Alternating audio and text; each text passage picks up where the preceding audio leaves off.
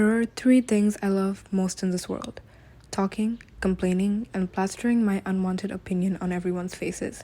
Maybe it's not the best hobby, but I can't help myself. Being an introvert, I don't really have a chance to discuss this with my friends, and the few friends that I do have aren't all that into K-pop or the Korean music industry in general. And today, we're talking about one of my ex-favorite K-pop groups, lesserafim, specifically dissecting their hate and their terrible Coachella performance. I became a K-pop fan in 2018. And do you guys remember what else came into effect in the very same year? Yes, Pretty's 48. I have known the members Yoonjin, Chaewon, and Sakura since 2018 when Pretty's 48 aired, and I have actively kept up with them ever since.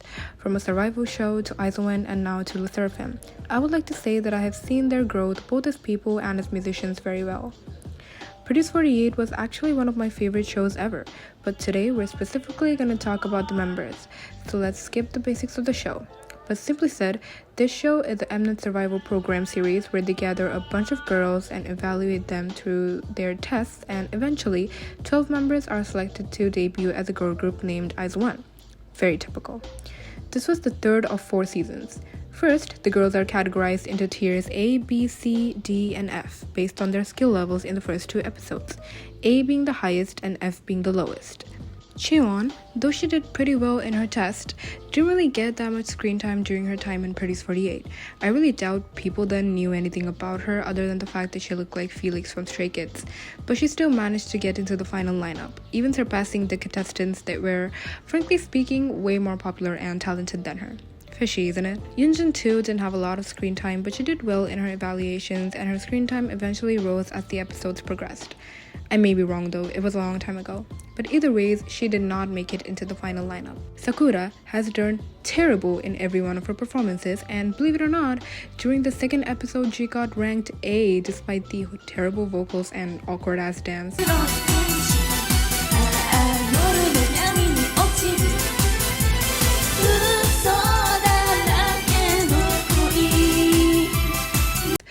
As early as this was, I feel like that's when people started to catch on that something was genuinely wrong with this show.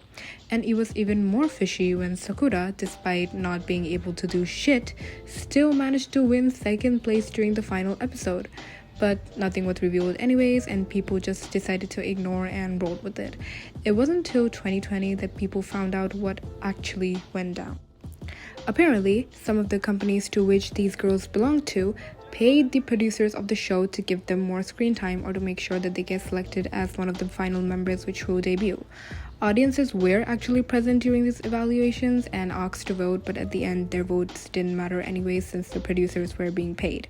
Keep this in mind though, the girls are not responsible for their company's actions. At that point, I really started to hate IZ*ONE because while their brother group X1, my else at the time, had to disband while IZ*ONE were allowed to continue promoting. But that was just me being immature. Eventually, IZ*ONE disbanded, and the next we saw the 3 ladies were in lesserafim. And boy did they change. But was that enough? We'll see.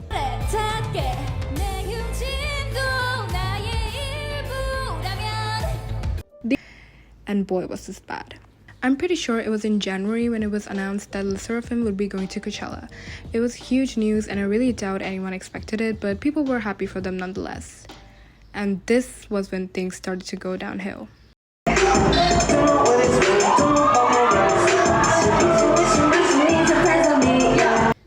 That was bad. Plain bad. Anyone who does not think that is terrible has to be tone deaf if they cannot hear how wrong that sounded.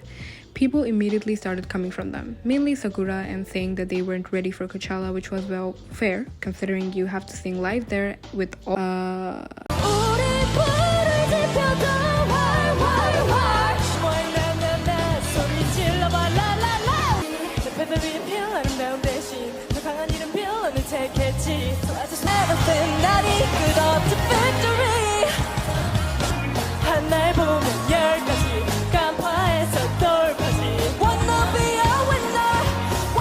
did save their asses.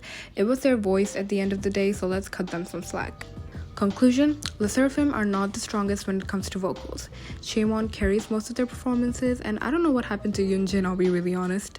It's okay to accept that they're not good vocalists. It's fine. You can't expect people not to throw shade on them after how horrible they have been doing. People will do what they want to do. That's just human behavior. But lying and defending them isn't the way to go. Idols do not care to improve because they know their fandom will defend them, and that is a known fact.